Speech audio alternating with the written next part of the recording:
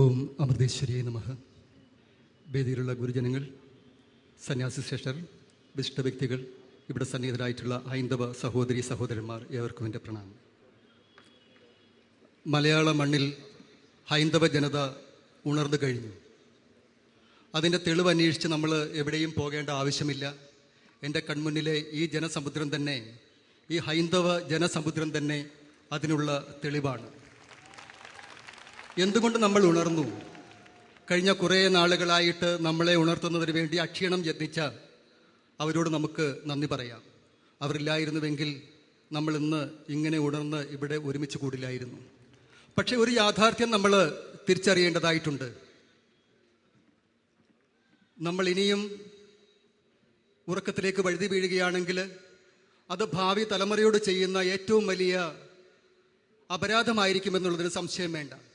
കാരണം കുറച്ച് വർഷങ്ങൾ കഴിഞ്ഞ് വരുന്ന കുട്ടികൾ പാഠപുസ്തകങ്ങളിലൂടെ പഠിക്കും, ഇവിടെ ഹൈന്ദവ ജനത എന്ന ഒരു സമൂഹം ജീവിച്ചിരുന്നു എന്ന്. അതിനുള്ള അവസരം ഇനി ഉണ്ടാകുവാൻ പാടില്ല. ഇത് ഞാൻ പറയുന്നത് വെറുതെയല്ല. ചരിത്രം പരിശോധിച്ചാൽ ഇതിനുള്ള തെളിവുകൾ നമുക്ക് വ്യക്തമായിട്ട് കാണുവാൻ കഴിയും. 2000 വർഷങ്ങൾക്ക് മുൻപ് ഗ്രീസിലും ഈജിപ്തിലും മറ്റ് രാജ്യങ്ങളിലും നിലനിന്നിരുന്ന സംസ്കൃതി ഇന്ന് നിലവിലുണ്ടോ? ഇന്ന് അവയെക്കുറിച്ച് അറിയണമെന്നുണ്ടെങ്കിൽ ചരിത്രത്താളുകൾ തിരയേണ്ടി വരുന്നു. പക്ഷേ 10,000-കണക്കിന് വർഷങ്ങളുടെ പാരമ്പര്യമുള്ള സനാതനധർമ്മം ഇന്നും ഈ ഭാരത മണ്ണിൽ ജീവനോടെ നിലനിൽക്കുന്നത് അത് സ്വാഭാവികമായി സംഭവിച്ചതല്ല. അതിനുവേണ്ടി അക്ഷീണം യത്നിച്ച ഗുരുക്കന്മാരും സനാതനധർമ്മസ്നേഹികളും അതിനുവേണ്ടി ജീവൻ ബലിദാനം ചെയ്തവരുടെയും കഥകൾ നമ്മൾ തിരിഞ്ഞു നോക്കുകയാണെങ്കിൽ നമുക്ക് കാണുവാൻ കഴിയും. സനാതനധർമ്മം എന്തുകൊണ്ടും ഈ മണ്ണിൽ നിലനിൽക്കേണ്ടത് ആവശ്യമാണ്. കാരണം സർവ്വജീവരാശികളെയും സ്നേഹിക്കുവാനും സേവിക്കുവാനും പഠിപ്പിക്കുന്ന ഒരു സംസ്കൃതി ഇന്ന് ഈ ലോകത്ത് നിലനിൽക്കുന്നുണ്ടെങ്കിൽ അത് സനാതനധർമ്മം ഒന്ന് മാത്രമാണ്. എല്ലാ മതങ്ങളുടെയും ലക്ഷ്യം ഒന്ന് തന്നെ എന്ന് ഉദ്ഘോഷിക്കുന്ന ഒരു സംസ്കൃതി ഇന്ന് ഈ ലോകമണ്ണിൽ നിലനിൽക്കുന്നുണ്ടെങ്കിൽ അത് ഈ സനാതനധർമ്മം ഒന്ന് മാത്രമാണ്.